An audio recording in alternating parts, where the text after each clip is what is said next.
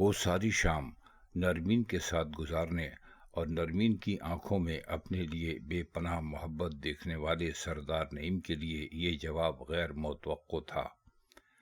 جلدی؟ نہیں نہیں، وہ اتنے ہی کہہ سکا اور پھر بیٹھ گیا۔ اسے لگ رہا تھا کہ نشہ اسے کھڑا نہیں ہونے دے رہا تھا۔ پھر نرمین سردار نعیم کے قریب بیٹھی، اتنا قریب کہ جتنا وہ ساری شام اور رات کے ان لمحوں میں ابھی تک نہیں بیٹھی تھی۔ اس نے ہاتھ بڑھا کے سردار نعیم کی پیشانی پر بکھرے بالوں میں کنگھی کی اور محبت سے بولی، دیکھو نعیم، میں شاید تم سے زیادہ اس بات کی خواہش مند ہوں۔ شاید میرے اندر ایک گھریلو عورت کی روح ہے۔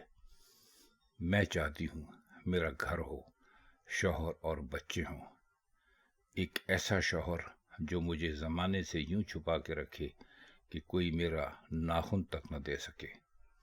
لیکن تم سے تمام تر محبت کے باوجود میں یہ سب نہیں کر سکتی۔ نرمین کے آخری جملے نے سردار نعیم کا آدھا نشہ حرم کر دیا۔ اب کی بار وہ کھڑا ہوا تو اس کے قدم مضبوطی سے جمے ہوئے تھے۔ لمحہ بھر کو اس کا جاگیردارانہ غصہ اس کی آنکھوں میں لہرایا۔ میں تمہاری بات نہیں سمجھا۔ اس نے اپنی آواز کو قابو میں رکھنے کی کوشش کی۔ نرمین مسکرائی، ہو سکتا ہے ہماری شادی نہ چلے کسی بھی وجہ سے، پھر میں تمہیں ہمیشہ کو کھو دوں گی، لیکن محبوب کی حیثیت سے تم ہمیشہ میرے رہو گے۔ کتنی لڑائیاں ہوں، غلط فہمیاں ہوں، ایک بار پھر ملنے کا موقع ہمیشہ زندہ رہے گا، ہے نا؟ عجیب فلسفہ ہے، نعیم نے سوچا۔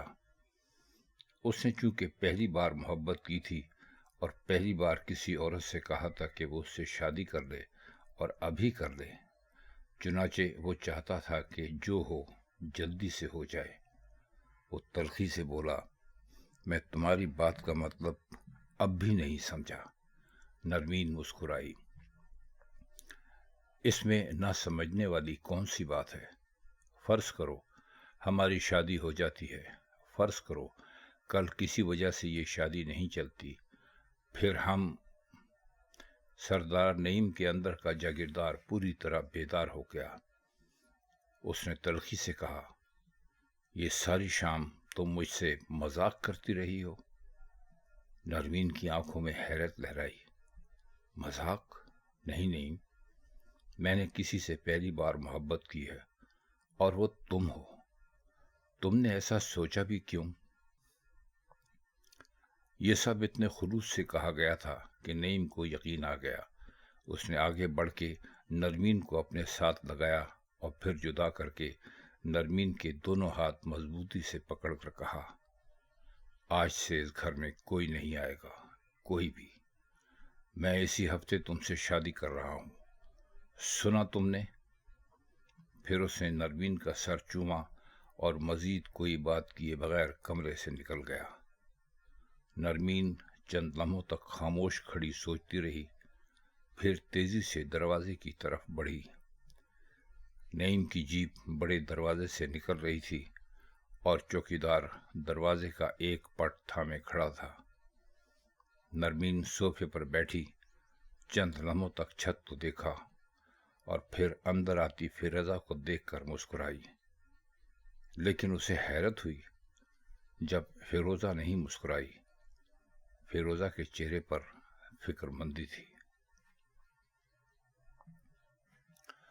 نورا شینوں کو دن کے اجالے میں پہلی دفعہ دیکھ رہا تھا۔ وہ کبھی دن کے وقت جانوروں کے باڑے میں نہیں آیا کرتی تھی۔ اس کی ایک قیمتی بھینس بیمار تھی اور قریبی قصبے سے معالج کو بلوایا گیا تھا۔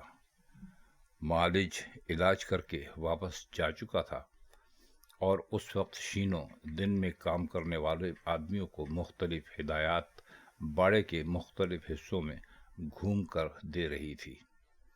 نورا رات بھر کا جاگا ہوا تھا۔ کمرے میں اسے گرمی لگی تو وہ ناشتہ کر کے باڑے کے ایک درخت کی چھاؤں میں سو گیا۔ باتوں کی آواز سے اس کی آنکھ کھلی تو شینو اسی کی طرف آ رہی تھی۔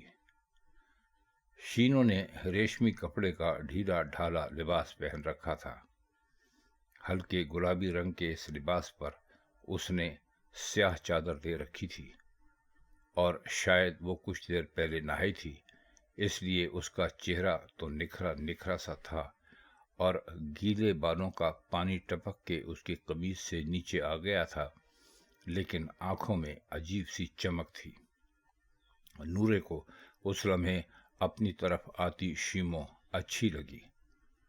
اس نے اپنے ٹپیکل انداز میں سوچا، اس کا قسم بہن چود عیش کرتا ہوگا، کیا عورت ہے یار۔ دونوں ملازمین غالباً شینو کے احکامات بجا لانے کو چلے گئے تھے۔ شینو نورے کی چارپائی کے قریب آن کھڑی ہوئی اور مسکرا کے بولی، تیری نیند خراب ہوگی پر بھینس بڑی بیمار تھی کل سے۔ ڈاکٹر کہتا ہے 2-4 دن اور علاج نہ ہو تو تم مر ہی جاتی۔ نورا سنبھل کے بیٹھا اور سگریٹ سلگا کے بولا، پرسوں تاریخ تھی تیرے گھر والے کی، کیا بنا؟ شینو کے تاثرات ایسے تھے جیسے اسے اس وقت نورے کا یہ بات کرنا اچھا نہ لگا ہو۔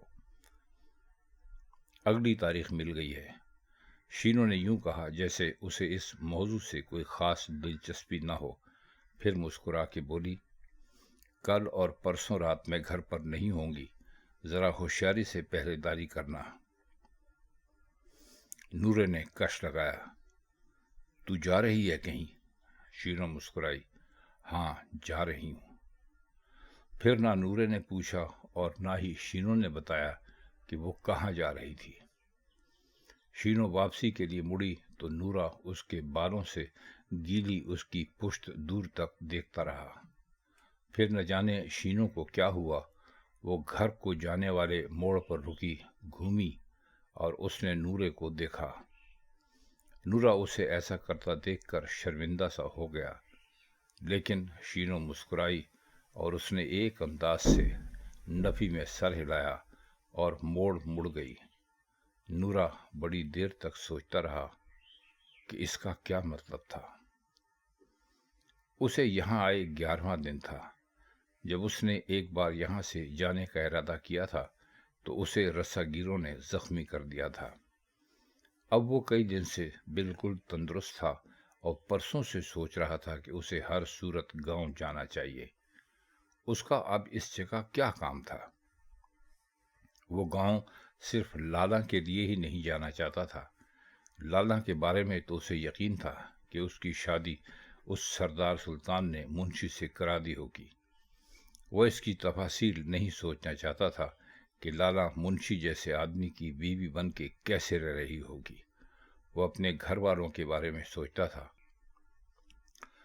اس کا تو کم از کم اسے اطمینان تھا کہ یہ بات کہ وہ لالا کو نکال کر لے جا رہا تھا بہت زیادہ عام نہیں ہوئی ہوگی، کیونکہ اس کے خیال کے مطابق سردار سلطان نے لالا کے گاؤں پہنچتے ہی اس کا نکاح منشی سے کرا دیا ہوگا، اور اس طرح گاؤں میں دونوں برادریوں کے درمیان بات بڑھنے سے رک گئی ہوگی۔ لیکن وہ سردار سلطان کے بارے میں بچپن سے سنتا اور دیکھتا آیا تھا کہ وہ حکم عدولی کرنے والوں سے کیسے بدلہ لیا کرتا تھا، اور اسی لیے اسے یقین تھا کہ سردار سلطان نے اس کے گھر والوں کو کچھ نہ کچھ نقصان پہنچانے کی کوشش ضرور کی ہوگی۔ اس نے بے چینی سے کروٹ بدلی اور نیا سگریٹ سلگا لیا۔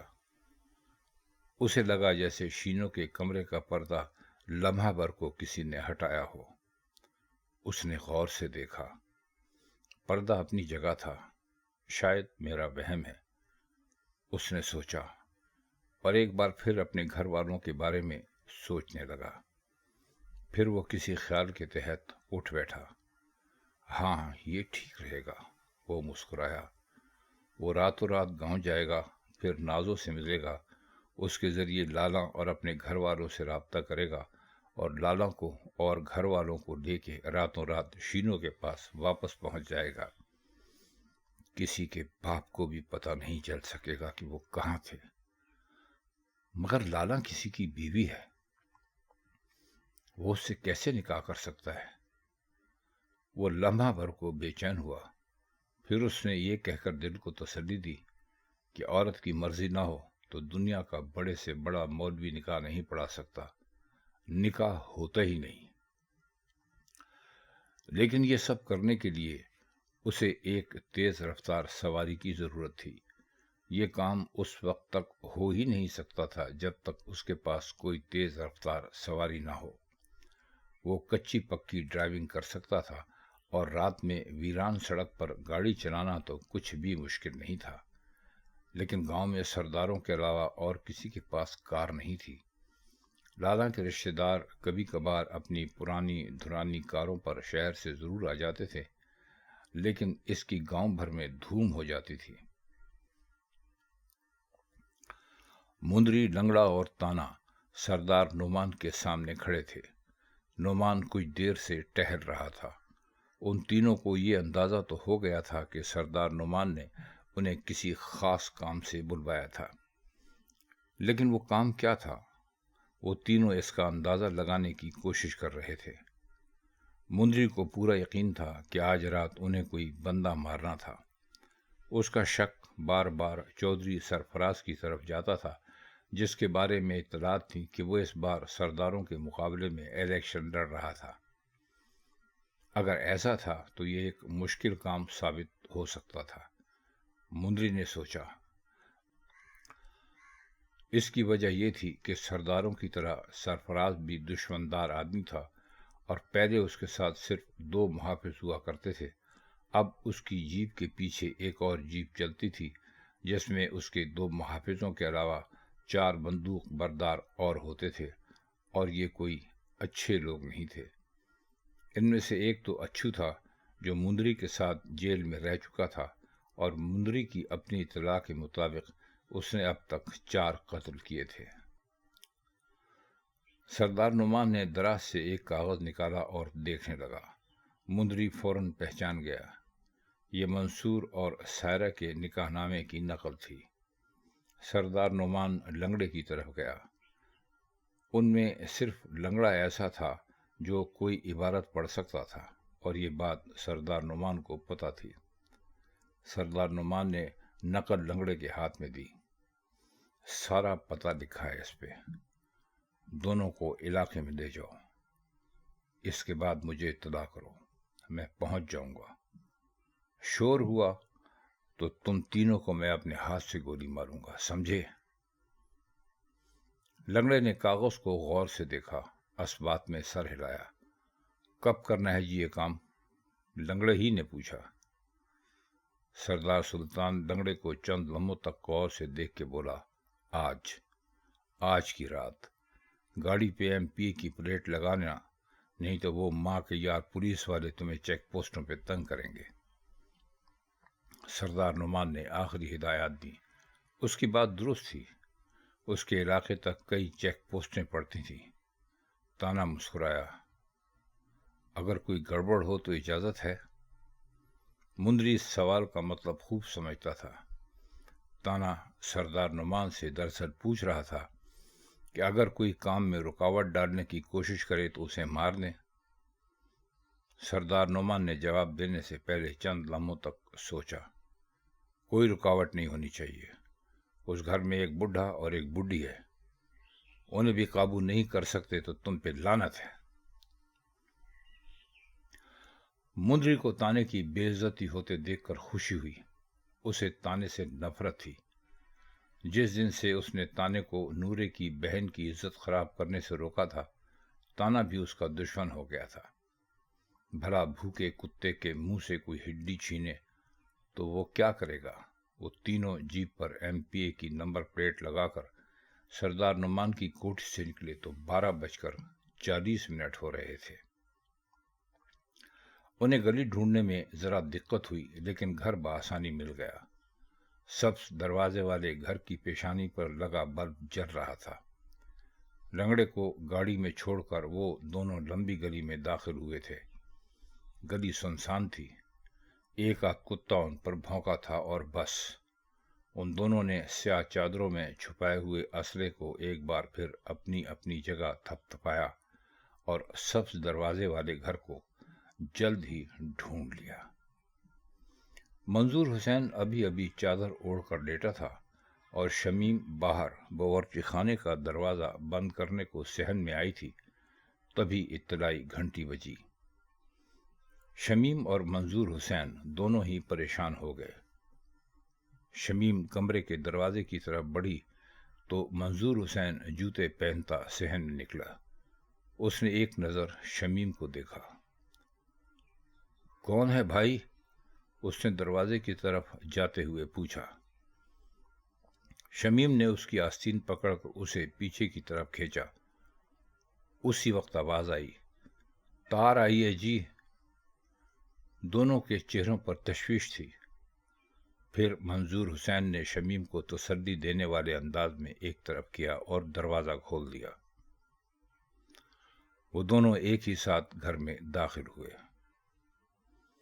تانے نے دروازہ اندر سے بند کر کے کنڈی لگائی اور اس دوران مندری نے نرم لہجے میں کہا، شور مت کرنا، ہمارا اسلحہ شور نہیں کرتا، چلو اندر۔ وہ دونوں شمیم اور منظور حسین کے ساتھ کمرے میں آئے۔ شمیم کے چہرے پر زلزلے کے سے تاثرات تھے۔ منظور حسین پرسکون تھا۔ کدھر ہیں وہ دونوں؟ مندری نے نرمی سے پوچھا۔ کون دونوں؟ منظور حسین نے جوابی نرمی سے پوچھا۔ تانا چاہتا تھا کہ آگے بڑھ کر منظور حسین کو بندوق کا بٹ مارے، مگر مندری نے اسے روکا۔ اس کی ضرورت نہیں ہوئے، ابھی پتہ لگ جاتا ہے۔ پھر وہ شمیم کی طرح بڑھا اور مسکرا کے نرم لہجے میں بولا، دیکھو اماں جی، ابھی ہم تم دونوں کو مار کے اس گھر کے ویڑے میں دفن کر دیں تو قیامت دہاڑے تک کسی کو پتہ نہیں چلے گا، ہے نا؟ کدھر ہے منصور اور بی بی؟ شمیم نے منظور حسین کی آستین تھام کر کہا، وہ نہیں ہے یہاں، وہ چلا گیا گھر چھوڑ کے شادی کے بعد۔ مندری نے تانے کو اشارہ کیا۔ تانا چند لمحوں کے لیے کمرے سے نکل گیا اور پھر واپس آیا۔ 3 کمرے ہیں، چھت پر بھی دیکھ آیا ہوں، کوئی نہیں ہے یہاں۔ مندری نے لمحہ بھر سوچا اور پھر مسکرا کے بولا، دیکھو تمہارے ساتھ کوئی دشمنی نہیں ہے ہماری، جو بھی مستی کی ہے تمہارے بیٹے نے کی ہے، ٹھیک ہے نا؟ چلو شابہ، جلدی سے بتاؤ کدھر چھپے ہوئے ہیں وہ دونوں؟ منظور حسین نے بیوی کو دیکھا اور پھر اطمینان سے بولا، ہم اس شادی کے خلاف تھے، وہ لڑ جھگڑ کے گھر چھوڑ گیا، سنا ہے کراچی چلا گیا ہے۔ تانے اور مندری نے ایک دوسرے کو دیکھا۔ پھر تانا آگے بڑھا اور اس نے منظور حسین کا گریبان پکڑ کر جھنجھوڑ کر کہا، کراچی چلا گیا ہے کہ ولایت چلا گیا ہے، ان دونوں کو پیدا کرو کہیں سے، ہم 4 دن بعد پھر آئیں گے، اور اگر وہ دونوں ہمیں یہاں نہ ملے تو پھر۔ اس نے منظور حسین کو دھکا دیا۔ منظور حسین پلنگ پہ گر گیا۔ وہ دونوں دروازے سے نکلنے لگے۔ مندری ٹھہرا اور بولا، اور سنو، یہ بات کسی کے آگے کرنے کی ضرورت نہیں، سمجھے؟ وہ تیزی سے باہر نکل گیا۔ پھر انہوں نے باہر کا دروازہ کھلنے کی آواز سنی۔ منظور حسین تھکے ہوئے انداز میں اٹھا اور اس نے صحن کا دروازہ بند کیا۔ وہ کمرے میں آیا تو شمیم دوپٹے کے پلو میں منہ چھپائے رو رہی تھی۔ منظور حسین اس کے قریب بیٹھا اور دلاسا دینے والے انداز میں اس کی کمر تھپکنے لگا۔